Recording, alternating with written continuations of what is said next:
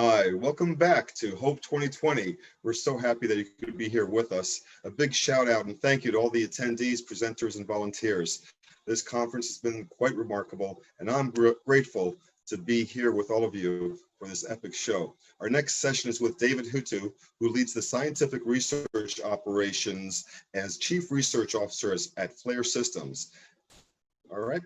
David's talk is titled Pricing and Mapping the Underground Economy, an analysis of contracts on the biggest online hacking forum. Don't forget the matrix chat for question.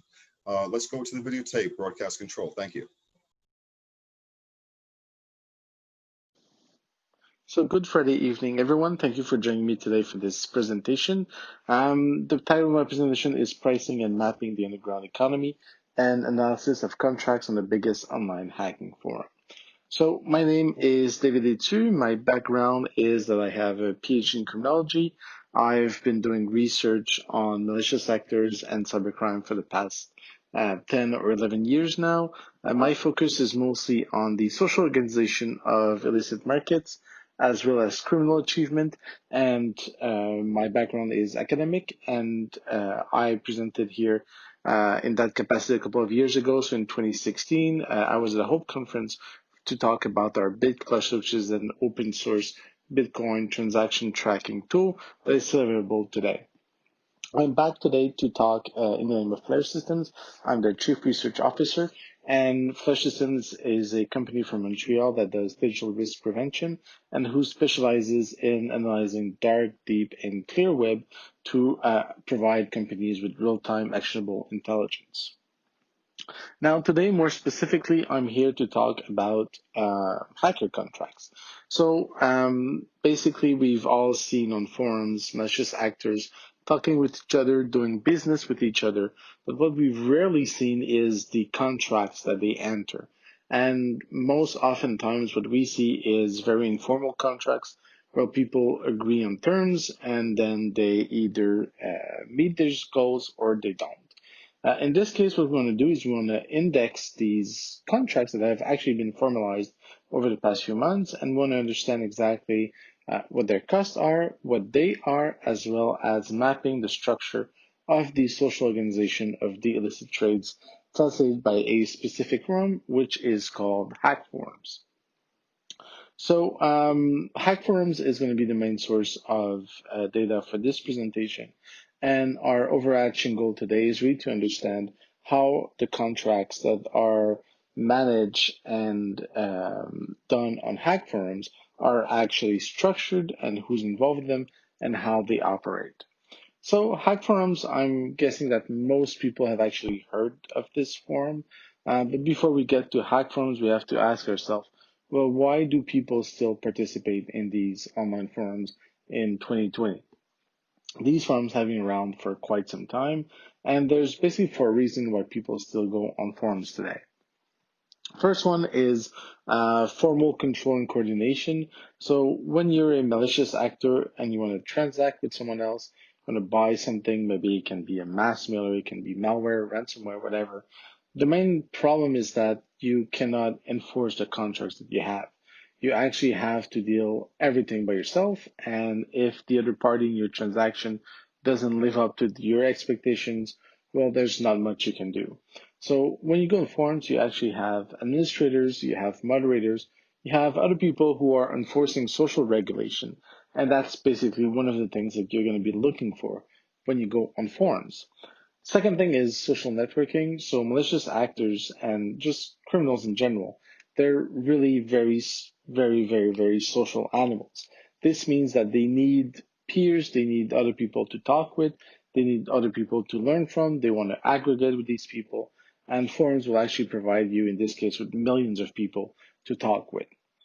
Third thing and fourth thing, they kind of mixed in together, is this idea of uncertainty mitigation in the face of both identity and product quality. So when you're talking with people on the internet, you usually have no idea who you're talking to. And this person could be someone who's going to try and rip you off. This can be a law enforcement officer. It can be just pretty much anyone. And so what you want to do with these forums is actually go back and look at all the posts that the person you're talking with has made on the forum, and this will give you some clues as to who that person is, so try and mitigate the uncertainty around their identity, but also about the products that they're selling. So you can actually look at reviews, you can look at people, what have said about this person and their product in the past, and you can actually, if no one's talked about the product, well, maybe it's kind of suspicious. So forums play a very important role to remove uncertainty, to allow people to network with each other, but also to provide them with some social control. Now, in the case of Hackforums, it's a forum that's been around, I want to say pretty much forever. We're talking about 4.8 million members. We're talking about 60 million posts. So this is a massive forum, much bigger than pretty much all the other hacking forums. And they have, 6 million threads. On average, on every day, you're going to find about 12,000 posts on that forum, and you're going to have about 1,000 people showing up every single day to participate in this forum. Now, of course, not everyone's going to be posting messages, but that's still a lot of members showing up every single day. And just to give you an idea of the activity, on average, a thread will get about 9 replies, which means that there is a good level of activity when we're looking at threads, because people are replying to each other when we're looking at threads. Now, Hackforums is often seen as this place where, script kiddies, unexperienced malicious actors are going to operate. But what we've seen actually in the past is that Hackforums is really a place where pretty much everyone goes. So, of course, you're going to have your script kiddies, you're going to have your unexperienced hackers going there, just because when you type, Hackforums on Google, what do you get? Well, you get, Hackforums. But you're also going to get very experienced malicious actors, and these are just a few of many news stories that talk about how these established or experienced hackers actually hang around hack forums, and where this draws us back to our social networking aspect. It's just because when you're in hack forums, there's so many people to talk with. This is a place where everyone goes, which means that this is a place where everyone's going to be. So when we look at these analysis today, yes, we are going to have some, new malicious actors, but we also have a lot more established people being involved in this trade, and that's something that's really interesting for these analysis. Now, Hackforums is a forum for social networking. If you're looking at what the main sections of the forum are, well, you're going to have, live, tech, code, gaming. You're going to have all of these, very various sections. And here you have a screenshot of some of the threads that were posted in one of the subsection, with someone claiming, I made my first sale. Someone else bragging how they made $1 million. So you're going to have this mix of people just bragging, people just looking for friends. But you're also going to have something else, and what you're going to find is a forum that is all about, business. And in this forum, what you're going to have is independent sellers that will post advertisements, and these, will often include screenshots or graphics of, kind of their publicity, their flyer, if you will, a description, their pricing and business model. More and more, we're seeing software as a service for malware, and we can get back to that later on if that's of interest to you. You're going to have, contact information, and very often you're going to have vouchers by past customers. So people, just reposting messages saying, this person said that I provided a good service, maybe you should buy from me. So here you have an example of someone who's selling a social media bot. So it's basically someone who will, retweet your tweets if that's something you're interested in. And you have the price, you have the service they're offering. And as you can see, they very often have these, very handy, very nice, colorful flyers that they use to advertise their products. Now, a couple of months back, what was really of interest to me was that Hackforums actually decided in 2018 to establish these contracts. And in this case, it was meant as a way to reduce uncertainty and to build trust between the parties in transactions. So basically, if you wanted to deal in Hackforums, you had to go through this contract interface. And you have an example over here where you're going to see that you're going to have the actors who are going to be involved. You're going to have dates. You're going to have status. There's probably way too much information, but you actually have this flow going from, awaiting approval, so waiting for both parties to agree on the terms of the contract. Then you have all the lifespan of the contract. It's evolving, it's ongoing, and then you get to this complete phase where you're even going to have feedback by both parties saying, did this went well or not? And this is a very rich source of information. You're going to have, Bitcoin wallets, Ethereum wallets. You're going to have, the terms of the contracts, the obligations, on the left and on the right. So both parties of this transaction, what their obligations are. And most interesting is you're going to have a status. So you're going to see, is it a completed contract? Is it an ongoing contract? Is this something that was litigious? So what happened with this contract? The final thing that you should look at is actually on the top right is the visibility of the contract. So visibility can either be public or private. And in the case of private contracts, all we can see is who are the actors involved in the contract and the date and its status. So about 10% of the contracts on Hackforums are public, and more what we're seeing is that they are more on the private than on the public side. So the first thing that we wanted to do was to look at the content of these contracts.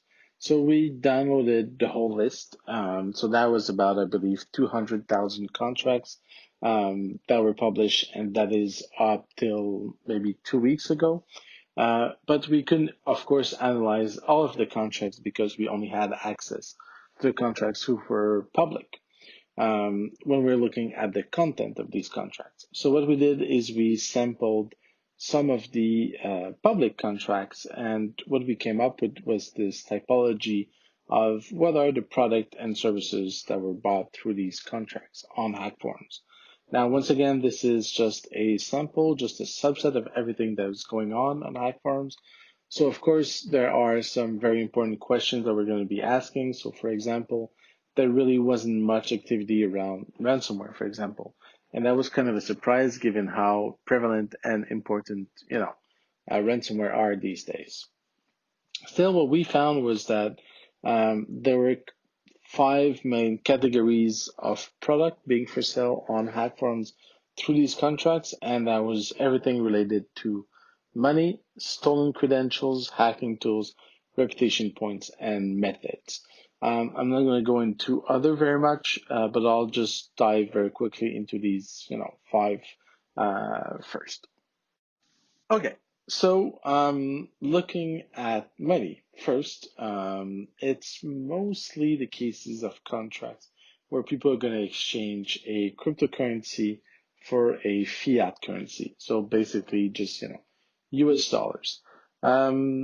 In many cases, and actually in most cases, what you see is PayPal being involved. So 56% of the contracts were about PayPal. We had about 26% of the contracts that involve gift cards or points. Very often these were for Amazon gift cards, and that's very easy to understand. So someone has some cryptocurrency and they want to buy something on Amazon. Well, basically they're just going to get these Amazon gift cards and they're going to buy something on Amazon.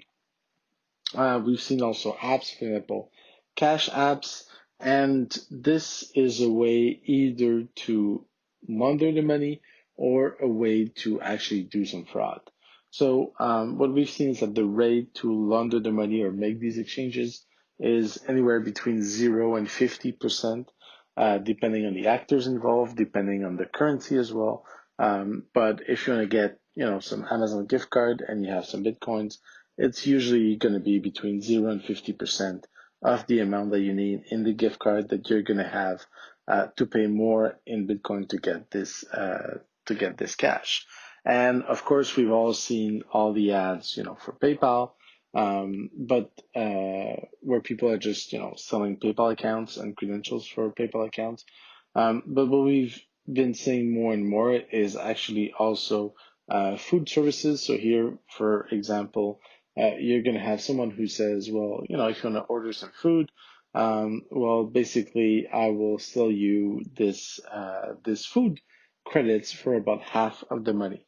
So if you're gonna get, $50 worth of food and order tonight for you and your girlfriend, well, it's gonna cost you about $27.50. It may take a couple of hours to add the balance to your order, so just, be advised, don't call me at 5 p.m. on Friday to order something in half an hour. And they, of course, are gonna take, Bitcoin and other currencies in the US only at this point. Now, the second category that we've seen in contracts that is very prevalent is stolen credentials. So here you find credentials for pretty much anything on earth that you can think of. So we're talking about, social media, we're talking about entertainment accounts. So this can be, your Netflix, Spotify. You're gonna have your cloud accounts, of course, for example, Azure, and also you're gonna have some business accounts. So it was really interesting to see how you can get pretty much any single account available on these contracts. And the wealth of the organizations that were impacted by this were pretty impressive. Just for confidentiality and just for safety reasons, we're not going to list all these stolen credentials over there. We haven't seen, or there's very little to no mentions of how these credentials are acquired or stolen. We know that there is a lot of phishing and credential stuffings going on around this, and here what you can see is actually some example of credential stuffing going on. So what you see is basically someone using a specialized piece of software to use a list of username and passwords that were stolen somewhere else or just downloaded from the internet, and then they're used to attack a service or a website to see if these credentials work. So very often, people will get phished or people will supply a username and a password, and these are going to be reused, fed into the software to see if it's possible to attack it. And as you can see over here, there are many options in the software that you can use. You have the list of all the username and passwords. And in a second, you're going to see the attack being launched. And then you're going to see, as you see on the top right over here, you're going to see the accounts that were actually validated by this attack. Now you're going to see, for example, this is an ad for a virtual, just a cloud account. And you have, where should we contact the person? So on Discord, you have all the credits are available in the account, and that gives you an idea of what you can do with this cloud account. Third thing you can do is look at hacking tools. These hacking contracts are very often used for hacking tools. So here you're going to have virtual private servers, web hosting, mostly bulletproof private hostings are going to be the dominating products. But you're also going to have other types of hacking tools. And so what you're going to find is, for example, contracts for social network bots. This was part of a research that I did previously with GoSecure, a Canadian cybersecurity company, where we looked at social network bots. So basically bots that will like your post, retweet your post, and just give you followers, which is a very booming business right now. Also contracts for mass mailers. So basically either software or services to send phishing emails. And finally, which was kind of more worrying, was this trend for Android rats. So basically, just this malware that you can use to infect Android phones. So we'll get back to that, but there was little to no mention of popular malware categories such as ransomware. And so our belief is that this is kept to the more private contracts. So this is something we had little to no visibility into, unfortunately. Now, just one example of a mass mailer. What does it look like? Well, basically, it's just a very simple interface where you enter the server that you want to use to send the emails, who you want to receive these emails. You can either send SMS or email, what the message is, and then some configuration. And just by clicking OK at the end, you're up and you're able to send all of these conversations and points and emails to the relevant people. Um, now, the fourth category is that we find in these contracts is reputation points. So that was really interesting because it's mostly for internal hack forum spikes points or reputation points. So it's basically just for vanity reasons. It's just so your account looks as though it's more established, as though it's has more experience. And, these bytes, you can earn them by, creating threads, by posting replies, by replying to threads. And these members, well, they can donate their bytes to each other, but they can also sell them. And what we've seen is that these reputation points also count towards reviews and merchant websites. So basically, people getting paid to put up fake reviews on Amazon. And so in this case, it's always propping up a business. So if you're selling something, you want to look as though you're an established actor. Well, just by having these reputation points, you look like you're more credible, and it's perhaps someone who's just, but all these points that's going to look more trustworthy. And so here what you see is basically someone posting an ad saying that they're going to buy these reputation points.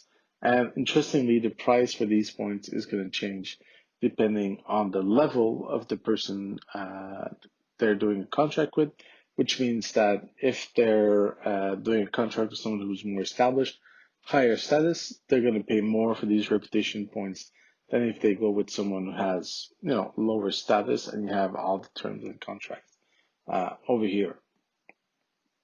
Finally, the fifth type of contract that we found, once again, this was for a sample of public contracts, is all about the methods. So it's possibly the most difficult category to analyze. And what we see is, people looking for methods to get rich quickly. So there's been a lot of papers published that talk about cybercrime and how malicious actors may have the impression that it's very easy to make money in the criminal underground. And so these guides are really geared to these people who want to learn how to make money. And it's very often just people scamming new malicious actors and trying to get money out of them without providing them with, actual very good tips on how to make money. And so they're mostly just get rich quick schemes that provide kind of no evidence as how you're supposed to get rich. But there were also quite a few guides targeting companies. It can be for example, a large coffee chain. It can be, for example, an ad network. And these basically will just give you methods on how to make money while you're just hacking or attacking these companies. And here you have an example on these ads. And these are not cheap. So when you're looking at these guides, it can be upwards of $1,000 for the next person, and very often they're going to be limited to a specific number of people just to make them more premium or make sure that the people using these methods don't get detected, basically. Now, once we've learned, what are people using these contracts for, one of the very interesting points that we wanted to look at was, well, how much negotiations is there on, behind these contracts? And one of the things that I've always been fascinated about is to see, do people batter in the criminal underground? Do people negotiate? How does that happen?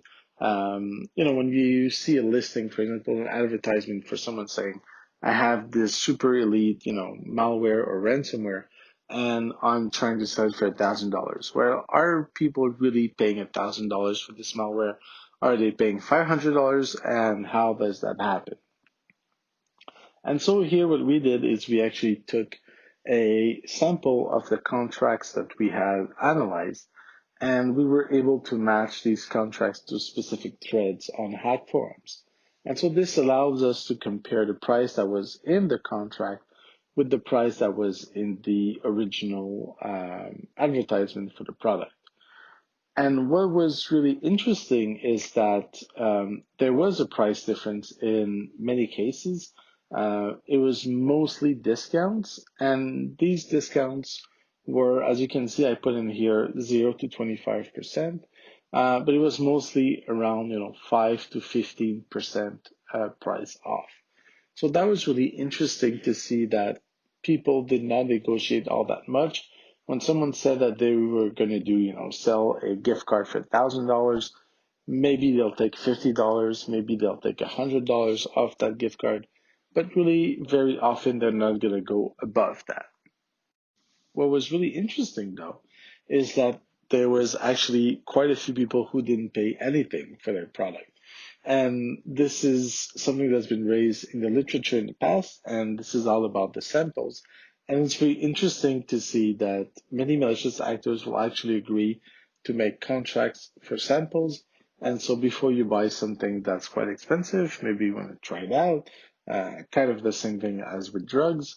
And so that's why you get some people getting 100% off the price, just because that means that they're just, getting a free sample for this product.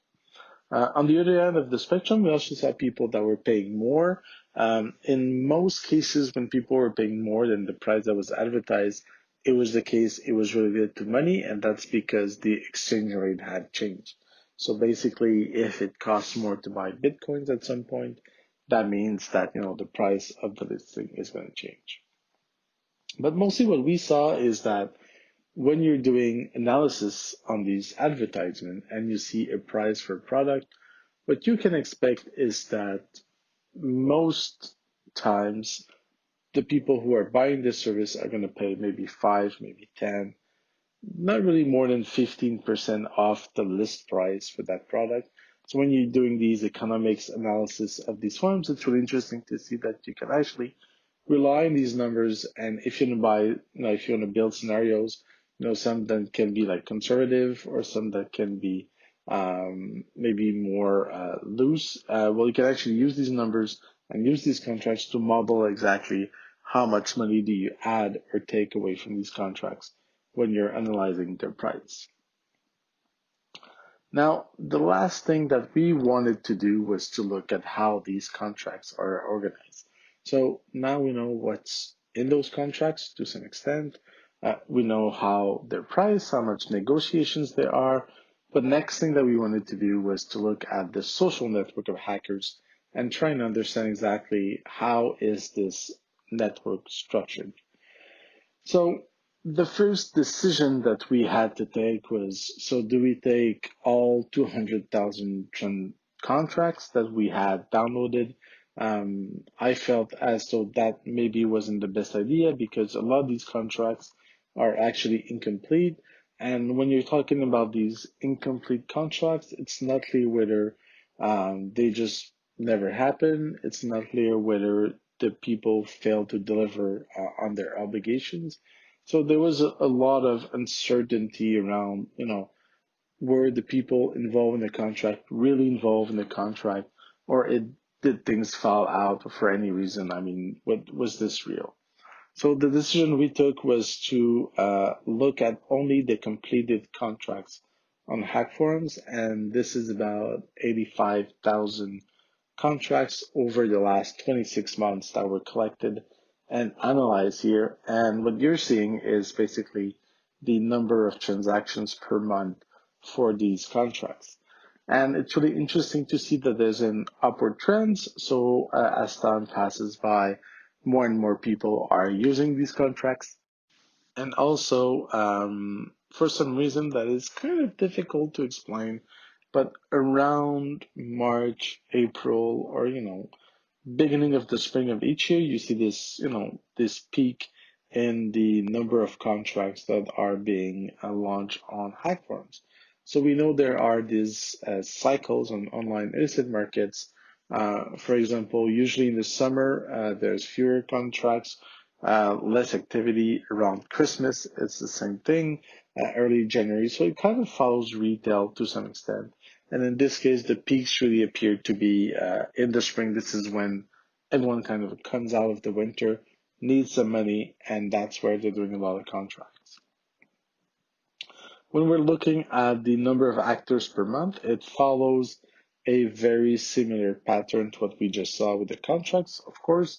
We see the peaks kind of at the same places, and we see that there's right now about 2,000 people, give or take, that are going to be active each month on Hackforums doing contracts, so quite a sizable number of people. And when you looked at the number of transactions, it was around 3 to 4,000 average that you would see. Now, when you're talking about social network analysis, what you're trying to do is analyze a network. Now, what's a network? Well, it's basically a collection of nodes. And in this case, these nodes are going to be malicious actors, and they're all connected by edges or ties, which are going to be transactions. Now here, it's always very important to remember that the exclusion rules do have a significant impact on the analysis. So once again, we only look at the completed contracts. That's about 85,000. We haven't had a chance to run the numbers on the overall data set, but I wouldn't be surprised if we found something that was pretty different when we include a different set of networks. So every time we're talking about these networks, we have to remember kind of what they are. Now, there's two point of view that you can take when you're doing social network analysis. You can either look at the network level, so basically the structure of the level of the network, or you can also look at the ego or individual level. So for this presentation, we're going to focus on the network level. And as I said, so between May 2018 to July 2020. Now, we're going to be looking at a few metrics. So the first one is going to be centralization. So that's a very important metric for social network analysis. It's basically how are the ties centralized in a network. So is everyone doing their contracts with the same person, as you can see on the left, or is everyone buying and selling from each other, as you can see on the right? And when you're looking at disruption of these networks, when you're trying to understand how they're structured, centralization is a very key metric because it tells you if a few actors are playing a central role in the network. The other metric we're going to be looking at is the notion of cliques. So cliques is basically how are the ties organized. On the left, what you see is that a clique is going to be a subgroup of the network where you have a very high density of ties between the actors. So you're going to see, for example, 3 actors on the left all talking to each other. You're going to see 3 actors on the right talking to each other, and the cliques may be connected with each other. That's fine. But what you see is that people are mostly connected with each other in small groups. What you see on the right is that really isn't the case. So it's basically everyone is only connected to one person. So there's really no cliques in there. Cliques are really important because it shows if your network is one network or multiple smaller networks connected to each other. So it really gives you a good idea of the structure of the network and how you're supposed to understand these ties. Lastly, and that's kind of a measure for repeated business, we want to look at how these networks change over time. Here we had to make a decision once again, and we decided to aggregate all the links based on the month of the year. So just because there are these cycles over time and they tend to repeat themselves year after year, it felt as though aggregating all the ties on a monthly basis made sense in this case. And what we wanted to see is how many ties do we have in month number 1 are still present in month number 2. And so this is what we call the Jacquard index, and it's a measure of homogeneity between the months or the similarity between month over month. So what we're looking at is if I buy something from someone in January, am I going to buy something from that same person in February? And so it really gives you a good idea of what's going on there. Now, we computed what these networks on Hackforums look like, and this is actually what you get. So I'm going to let it cycle through, and what you see is each time it refreshes is a new month that you're seeing. I skipped a few months in between each of the images, so it gives you kind of a nice idea of the evolution of the network. And each dot is a malicious actor, and the bigger the node, the more transaction the person is involved in. So we don't really know who's buying or selling. All we know is people involved in the transaction. And as you can see in each of these frame, you do have bigger nodes that appear. You also have sticker lines, which shows kind of thicker interactions, but it's basically a very decentralized network with a lot of actors not doing many transactions and a few key actors doing a lot more transactions than the other actors. So that was kind of really interesting. Now, looking at the results, the first thing that we see is centralization scores, and these were extremely low. So just as you saw before, there were a lot of ties each month, and it's not like there was one actor that was receiving all those ties. Yes, some people received more ties than others, but there wasn't really anyone who was receiving all the ties from everyone. So these scores of centralization are multiplied by 1,000, and they're actually extremely low. And so that was really interesting because no one seems to be able to corner the market on Hackforums. This means that this is a very decentralized network. It's not like you're removing someone from the network, you're going to be destroying all these activities. It's really a lot of people decentralized working together.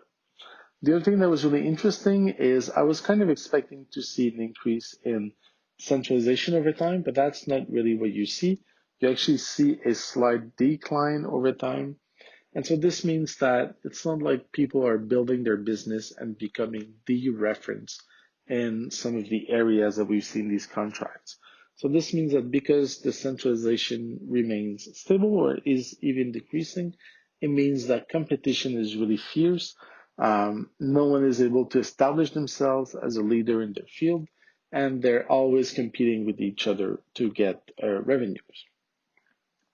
Now, when we look at Cliques, it's even lower. And what you actually see is that even though the contract started with higher level of cliques, these numbers are multiplied, by the way, by 10 million, which means that they're incredibly low, and they're actually going down over time. So that was really interesting. So it means that, there were pockets of people dealing with each other at first, and over time, what we see is actually a decentralization, which means that people are not really buying from each other in small pockets, is everyone just buying from everyone else. And so what we see is that there's not these gangs being formed, there's not these subgroups being formed, and it's a lot more random and a lot more decentralized than what we could have expected from this network. Finally, when we look at the Jacquard index, it's a number that ranges from 0 to 100, and the closer you are to 0, the less similarity you're going to have month over month. So what you have over here is basically how similar was this month compared to the one that was just right before it. And what you saw is that at first you had an increasing Jacquard index, which means that people were repeating purchases month over month. And this number of people who was repeating purchases was increasing over time, and then it slowly decreased and it remained pretty stable over time. So that was a really interesting feature, which means that in many cases, people do not repeat their purchase online. And then that becomes a question of, were the people not satisfied? Did they try and bypass the contracts when they've gone through it? What is going on there? Now, I only have a very limited time left, so pretty quickly, what are the main takeaways from this presentation? Unsurprisingly, money laundering, financial crimes are really at the heart of the illicit trade on the forum. We saw a lot of money-related products being advertised. We saw stolen credentials for financial institutions and others being advertised on this forum. And there was a surprising absence of certain popular types of attacks, for example, ransomware. And so we have to remember that we only looked at the public contracts. And so it would be really interesting if we could look at the private content. And one of the projects that we have that will be ongoing is trying to look at the general products being advertised and mapping that to the public contracts and seeing what kind of product are being advertised that we're not seeing in the contracts to try and peek into these private contracts, something we couldn't do for this presentation, unfortunately. What we saw was that vanity and status is extremely important, yes, for social networking, but mostly for business. There's a lot of research being done on the status of people and how this really improves their social embeddedness and how they can connect with each other in these business transactions. That's something we can talk about if you're interested as well. And this was something that was really important in these contracts. Now, there was very little margin for negotiations. Samples are available. And it was, I would say, kind of the most surprising feature of these contracts is how decentralized they are. I've published many papers on this topic and other, particularly the dark web, where we see that, these markets are going to be very centralized. So a very limited number of actors, for example, 1% of vendors are going to be making 90% of the sales. And this really was not the case with Hackforums. And so kind of this forum platform maybe is more decentralized. People can try out many things. Maybe they're less afraid to try and transact with other people because they have this social regulation.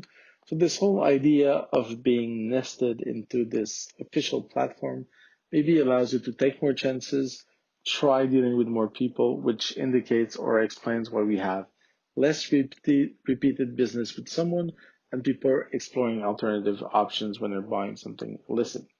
And of course, it's also impacted by the limited stability in the ties. And so there's a lot of questions arising around the usefulness of this platform. So moving forward, we plan to look at different type of models to build out these ties. Relational event model is something we're experimenting with, and we need to refine. And looking at the failed transactions, I think that's really interesting. So why have these transactions failed? What can we learn from these failed transactions as well is something we'll be looking at. And if you have any questions, here's my email address, and I'll be happy to answer any questions.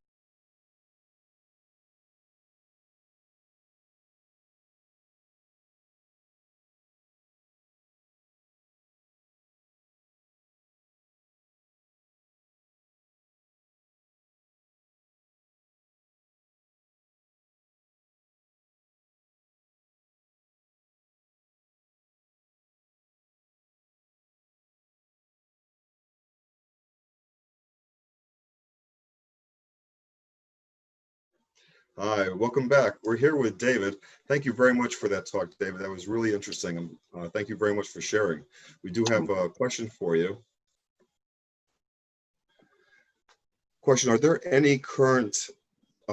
currently any illicit trade versions of normal world procurement techniques such as RFP, auctions, etc.? Yeah, so I had to read that one 2 or 3 times, but it's actually an excellent question, and thank you for having me at the Hope Conference. Always a really great conference. What we've been monitoring and we're working on actually right now is the ransomware, if we can call it, industry. And what we're saying is malicious actors are now not only encrypting people's data, but they're actually exfiltrating it, and then they will put it up for auction. And one of the most interesting trend that we've seen is that malicious actors are going after the providers and the partners of the big juicy targets. So if you want to get into NASA, for example, pretty difficult, but maybe there's a third party working with NASA that you can actually hack, get their files, and then you can auction off NASA files, but going through the third party.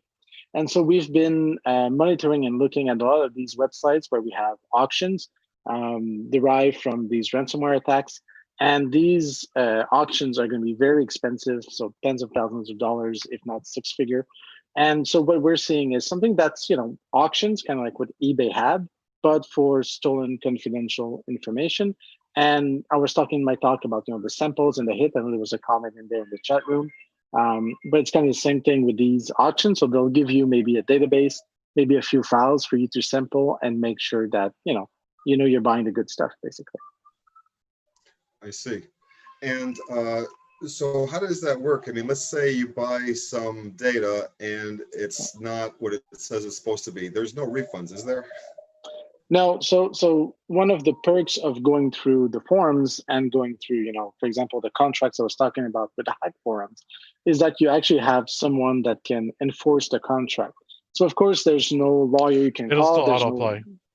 yeah. So you will not have any cops that you can call, but at least you're going to have these forum authority, and so people are going to be invested Make sure to in the only forum. have one video open at a time. And so you're going to have these forum administrators who are going to be enforcing the contracts and either banning the people who are going back on their word.